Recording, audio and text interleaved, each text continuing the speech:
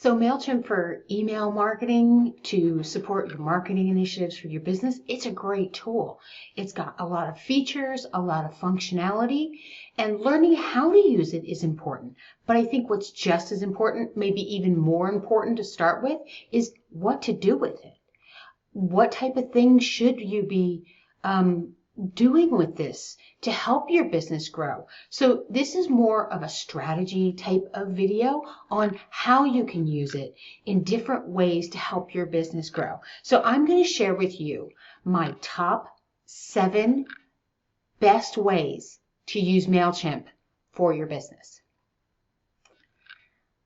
So number 1 is newsletters, right? A lot of people know about newsletters, but they're really, really important to stay top of mind to your audience. So your email list should be a mix of existing customers, leads that maybe you've talked to, and others that you haven't. You want to have mechanisms in place that people can just sign up and participate to learn more about who you are. And then definitely once a month, or I like 2 times a month for newsletters, because then you can pop in other types of emails in between without exhausting your audience. You send 2 newsletters per month. We did a whole entire article about how often you should send emails based off of your industry, what you can get away with, because certain companies can get away with daily and with a lot more than other types of companies. So definitely go down to the description and check out that article. So number 2 on the list is sales funnels. So there's quite a bit of automation on this list. I'm a big believer of you set it up once and let it run. Let the system do the hard work for you. And a sales funnel is a great way to do that. So as people come into your list, depending on where they come from, you can have them go through a 6 to 8 email sales funnel that starts to build trust and then warms them up before you ask them to buy anything. When we set up a whole entire sales funnel, there's a series of categories of emails that we create. One is, hi, welcome, here's an offer. Another one is a testimonial from an existing customer. And so we did a whole podcast episode on what these emails should be like over at Ecommerce Marketing Strategy. So that link's going to be in the show notes as well, just to kind of walk you through that. And at some point, I am going to create a full video on how to set that sales funnel up. But it's great because you can create a landing page that talks to them about getting something, a video, a download, and then it walks them through the funnel process, and then you can pop them into your newsletter. So that way they are already set up and engaged as part of your audience, which is super important, because they may decide not to become a customer of yours right now, but they may need you at some point in the future. So we want to keep you top of mind. And this number 1 and number 2 are really great at doing that. So number 3 is for my e-commerce folks, abandoned shopping carts. We don't love them. We see them, and then there's statistics out there about how much sales you're losing with abandoned shopping carts. If you're using something like Shopify, they have built in a one-time email that goes out that you can configure, sort of, to say, hey, come back and buy the stuff you put in your cart. What I like to do is definitely let that first one go out native from your system, or if your system doesn't offer it, put the entire system inside of Mailchimp. I like to do 3 emails for abandoned shopping carts. That initial one within the first hour or 2, then a couple hours after that, and within 24 hours, they get the 3rd one. So the rapid fire reminders in those first 24, sometimes 48 hours, actually improves your recovery rate significantly.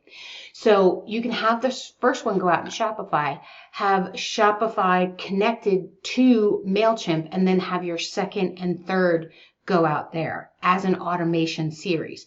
The great thing that you can do inside of automation now, inside of Mailchimp, is that you can actually split test They have a new feature that says split my audience, which you can say 50% give them this email, 50% give them that email. So you can actually test your images, your messaging, where you put the items they put in their cart inside the email to see which does better with getting them to recover and actually finish the purchase, along with language. So it's pretty cool.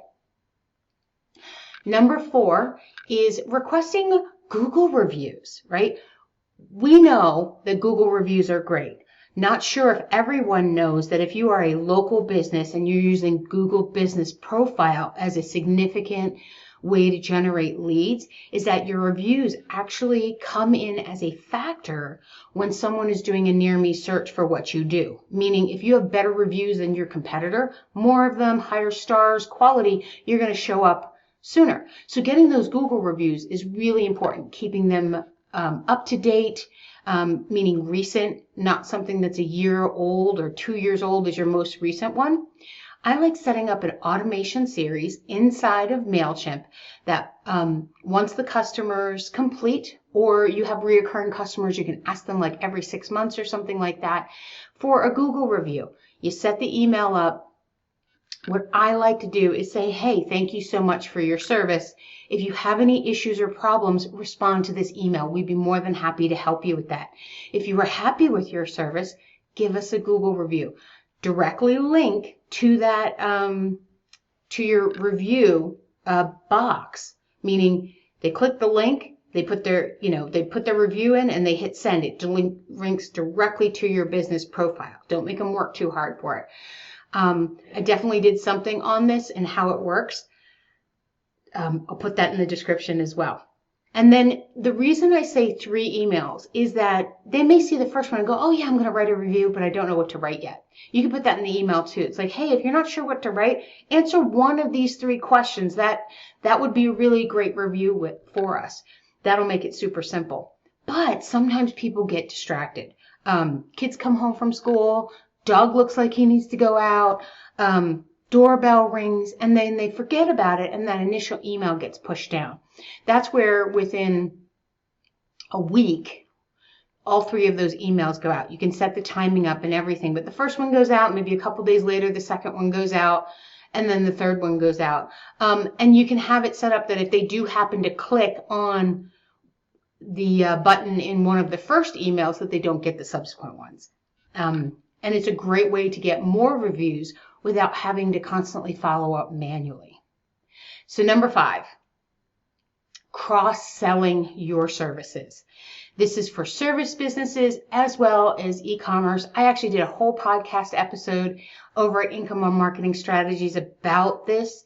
But basically, don't assume that your customer knows all the things that you offer. When they came to you, they had a very specific thing in mind. They hired you for something extremely specific. So it doesn't matter if you're cleaning houses, if you are a handyman, or if you're in general construction. People are really busy. There's a lot going on in their brains. And once they've hired you for this one thing, that's what they think you do. These cross-selling type of emails educates them on your other services or offerings, and ideally what you want to put in those emails is something that complements what they've already purchased from you. So if you did flooring for them, if you're a handyman, you can cross-sell services for other interiors, like maybe hanging up wallpaper, right, to go with that new flooring. So really get creative with that, and don't make the assumption that all your customers know about all the things that you do. And you can generalize this too. You don't have to be super specific. If your business is seasonal, then you can send out seasonal cross-selling emails as well. Number 6. This is actually one of my favorites. I actually talked about it in another video in detail when I was showing people how to actually create their newsletter template. And it's actually doing personalization the right way. We've all seen personalization in email.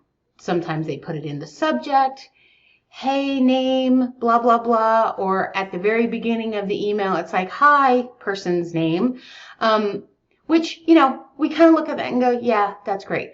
But the reason we do personalization is because when we see our names, we always read it.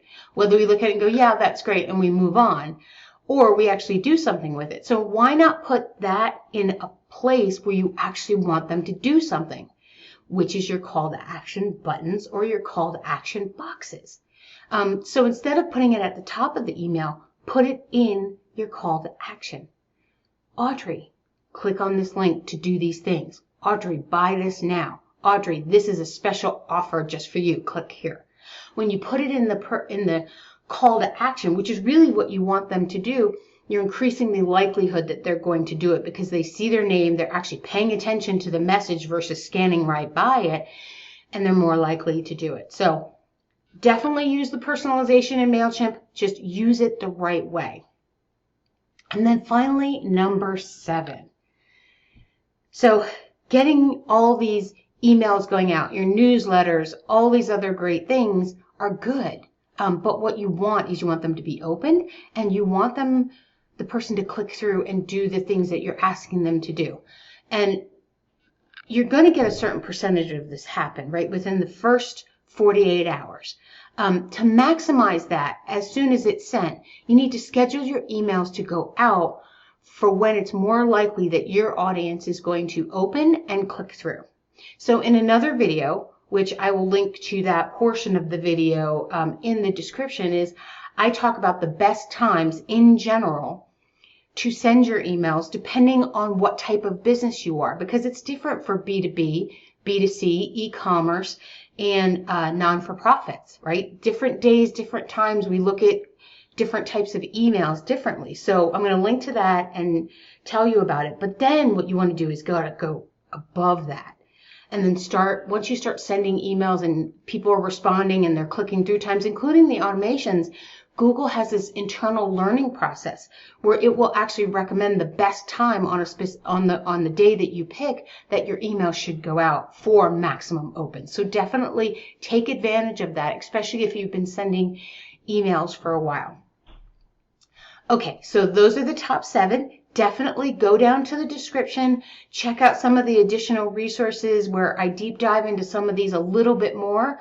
And then also, if you're like, hey, I really want to see a video on this, definitely let me know. I will prioritize it and get it out there and link it back to this particular video for you, as well as send it to you directly because you asked for it. All right, take care. Hope you have an amazing day.